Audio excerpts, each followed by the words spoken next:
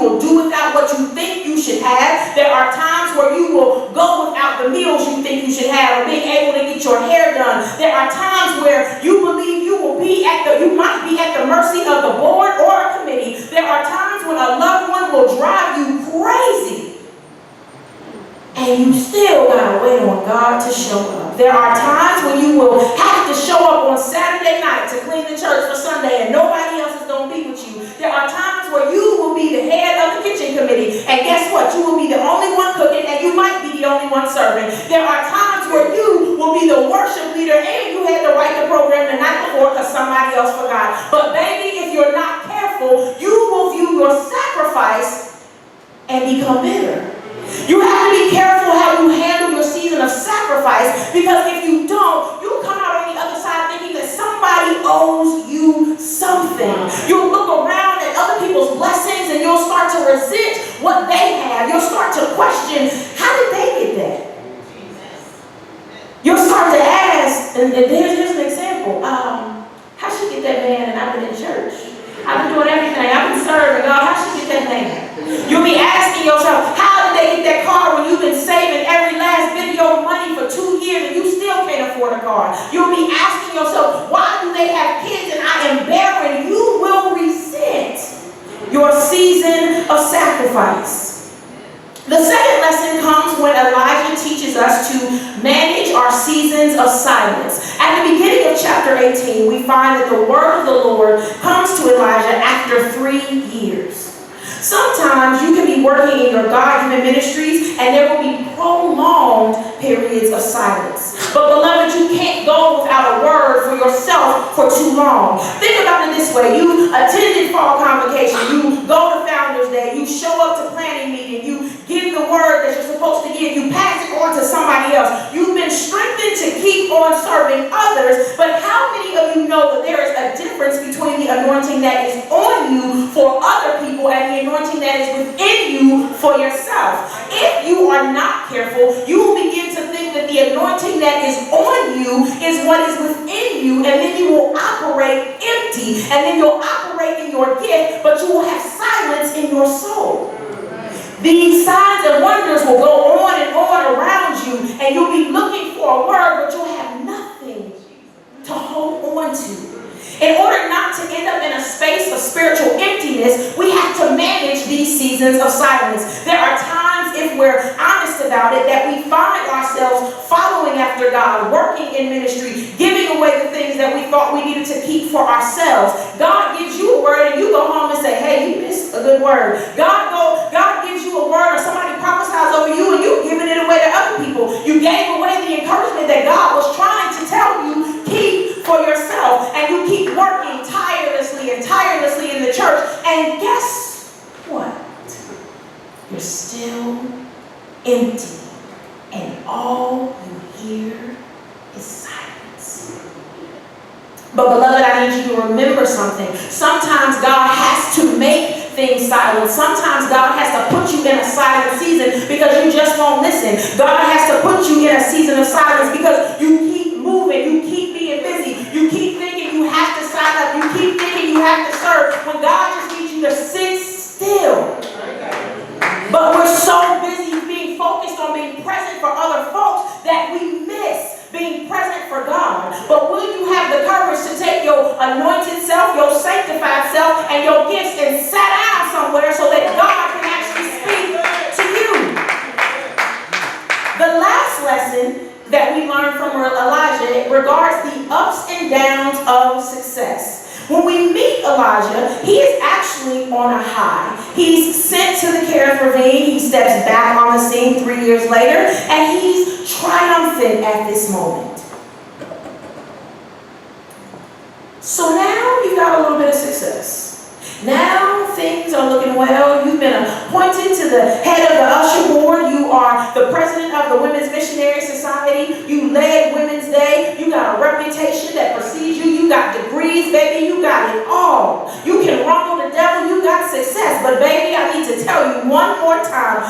People love success and they gravitate towards successful people. It's human nature. But with human nature comes human problems. And with human problems comes human nature. Success is a dangerous illusion, and people love success, but they hate successful people. You have to be mindful that everybody that is cheering you on really ain't happy for you. They actually smiling at you, and they want to get close to you because they want to see how you got what you got. They actually sitting in their own season questioning, why are you the gifted one? Why do you look this way? Baby, you've got to be careful during your season of success. Elijah cries to God saying that he's the only one. Baby, success can make you overly responsible for the gift that God gave you. You think that you are the only one working. You think you're the only one serving. You're the only one working hard. The only one giving up a Saturday night or a Friday morning to give extra time to the church. You think that you are the only one, the head and the tail. But let me remind you of something today. Baby, there is somebody that was before you, and there was somebody after you leave. The spotlight will have you thinking that you are the only one laboring. But in the end, with a careful glance outside of yourself, you will see that there are others around you, waiting and serving alongside you. You aren't the picture, baby. You are a piece of the picture. Amen. So, beloved, why are you here? How did you get to a place where you are crying at night, where you're running from your call, where you're sitting in a corner and you are looking for a way out? We got here because success is an addictive cycle, and if you don't pay attention, you'll keep jumping from one program to the next, from one prophecy to the next, from one church to the next, from one position to the next, looking for the next high, wondering, where is God? Elijah ends up empty and in a corner. He's depressed because he's not minding the seasons of sacrifice. He didn't mind the silence, and he hasn't minded the cycle of success. And now it's snowballed into a season of anxiety and terror and fleeing. Every person of great courage, and hopefully you will see this in yourself, has a moment where they are empty and they become discouraged and afraid. Jezebel issues the threat, and Elijah, powerful Elijah, who has anointing on him, stops because he's not connected to God. It is in these moments, beloved, where we find success that spiritually the enemy comes along and says, well, guess what? You may have gotten this one, but guess what? I'm going to expose you, and I'm going to talk about that thing that everybody thinks you don't know about. Everything that you think you hear, baby, don't worry. I'm going to catch you the next time. You've got to be mindful, because when the enemy comes along, he tries to undercut you, and he tries to take you out and make you think that God just left you. So after you've been terrified and after you run into that familiar comfort, you will think, maybe if I just pick up that phone number that I put away for emergencies, maybe if I pick up that glass that everybody thinks I put away and I hid, you'll go back to those familiar demons. But if you don't pay attention, you'll be silenced, you'll be empty, and God will be waiting on you.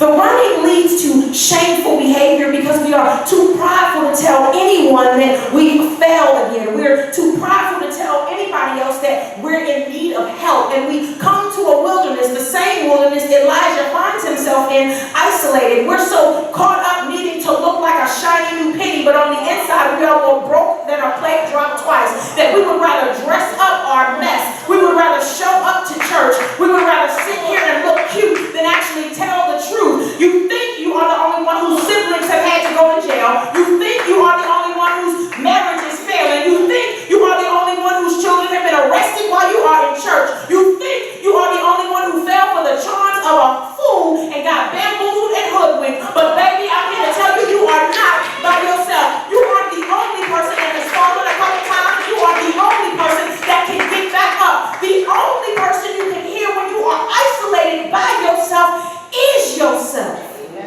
So it's time to come to a place to ask the question, why are you here? You're here because you're afraid to let somebody know that you're struggling and that you need help. You're here because you are afraid to let somebody know that you actually just need a minute. You're here because you're broken and you're worried that you'll never be made whole. In the text, the angel comes along to provide food for Elijah, and he tells Elijah, get up and eat because you're not done yet. Get up and eat because you've got a ways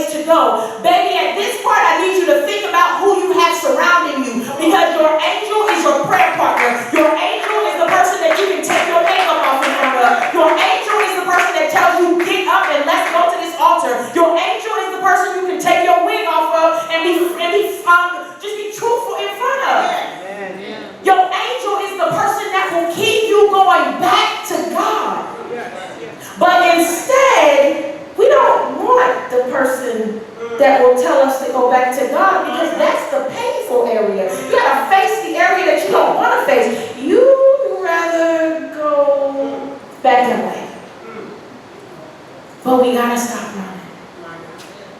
And the last thing I'm going to tell you is this. The thing that I found out looking at this text is that no matter how far you run, no matter how deep in a cave you go, no matter how defunct you think you'd like to be, no matter how far you leave the church, no matter what you drown your sorrows in, or if you even quit life altogether, baby, the gifts and the callings of God are without repentance. You can go ahead and decide to be mad. You can go ahead and refuse not to stand at the door because you're mad at the pastor. You can decide you're not singing in the choir because somebody else sang your song. You can be mad because he jilted her and left you. You can decide you ain't preaching because this life ain't what you thought it was going to be. But guess what, baby? With your mad self, with your irritated self, with your self-righteous self, the gifts of the callings are without repentance. So you can be mad if you want to. You can stop going. You can stop coming to church. You can go sit at the bar. But at some point, somebody's going to ask you, why are you here? You can decide to go to another church house. And somebody's going to ask you, baby, why are you here? You can leave this church today. Still decide you ain't listening. Still decide you ain't going to do it. You can sit in that last pew. And at some point, somebody's going to ask you, why are you here? You can move to another city, baby. You can change your hair every week, but you still gonna get asked, no matter where you go, no matter how far you hide, why are you here? As I take my seat, when you find yourself in a cage, I need you to trust God. Do not trust the fear. Do not trust the uncertainty. Do not trust the highs and the lows. But I need you to trust God. Trusting God looks like Daniel standing in a den of lions. Trusting God looks like Sarah when she finally stopped laughing. Trusting God looks like the Hebrew boys in the furnace. Whatever you do, trust God. And even if you remember that you're human, and you find yourself in a cave, you find yourself lonely, you find yourself empty, ask yourself, why am I here?